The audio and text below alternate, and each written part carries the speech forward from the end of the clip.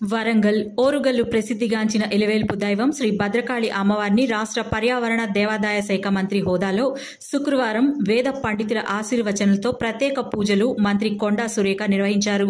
Parliament ఎన్నికల్లో ప్రజలు కాంగ్రెస్ ప్రభుత్వాన్ని నమ్మి ఆశించిన స్థానాల్లో గెలుపును అందించారని తెలిపారు.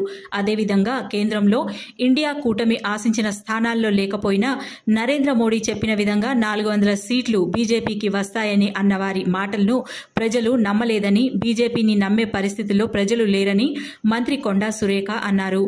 మొట్టమొదటిసారిగా మంత్రి హోదాలో శ్రీ భద్రకాళి అమ్మవారిని దర్శించుకోవడం చాలా ఆనందంగా ఉందని, వరంగల్ తూర్పు ప్రజలపై ప్రత్యేక శ్రద్ధతో అభివృద్ధి చేస్తానని, రాష్ట్రంలో గల ప్రతి ఒక్క దేవాలయాన్ని సాధ్యమైనంత వరకు ప్రతి ఆలయ అభివృద్ధికి నా వంతు పాత్ర పోషిస్తానని తెలిపారు.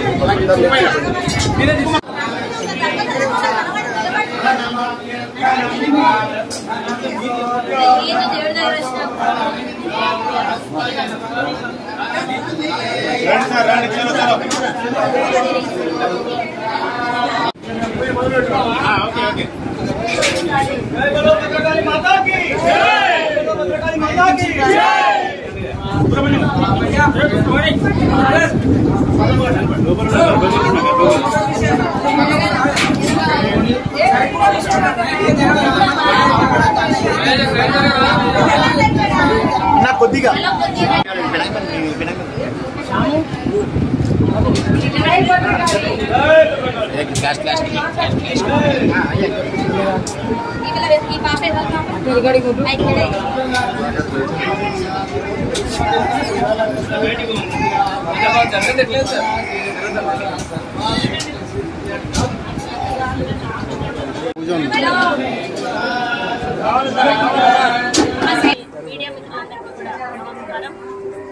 మొన్ననే ఎలక్షన్ రిజల్ట్ రావడము, వరంగల్ పార్లమెంట్ నియోజకవర్గాన్ని భారీ మెజార్టీతో మేము గెలుచుకోవడం జరిగింది. తెలంగాణలో కూడా 8 స్థానాలు మరి పార్లమెంట్ క్యాండిడేట్లను గెలిపించుకొని ఈరోజు మన సీఎం రేవంత్ రెడ్డి గారు ఏదైతే రెఫరెండం అని చెప్పారో రెఫరెండంగా దానిని చూపిస్తూ ఈరోజు మేము ప్రజల వద్దకు వెళ్ళి గెలవడం జరిగింది. కేంద్రంలో కూడా ఈరోజు రెప్పపెట్టులాగా బీజేపీ గెలిచినా ఓడిన చందంగా ఈరోజు ప్రభుత్వాల్లో రాబోతా ఉంది. కాంగ్రెస్ కూటమి ఏదైతే ఇండియా కూటమి ఉందో ఊహించిన మెజారిటీకి కొంచెం తక్కువలో అయినా కూడా మరి మేము అనుకున్న విజయాన్ని సాధించామని చెప్పాల్సిన అవసరం ఉంది. నైతికంగా కూడా ఇండియా కూటమి గెలుస్తుందని చెప్పాల్సిన అవసరం ఉంది. మరి మోడీ 400 సీట్ల వస్తాయి అని చెప్పిన మోడీకి మరి దాన్ని రీచ్ కాలేకపోవడం కూడా ప్రజల వ్యతిరేకత అనేది కూడా సందర్భంగా తెలియజేస్తా ఉన్నాను.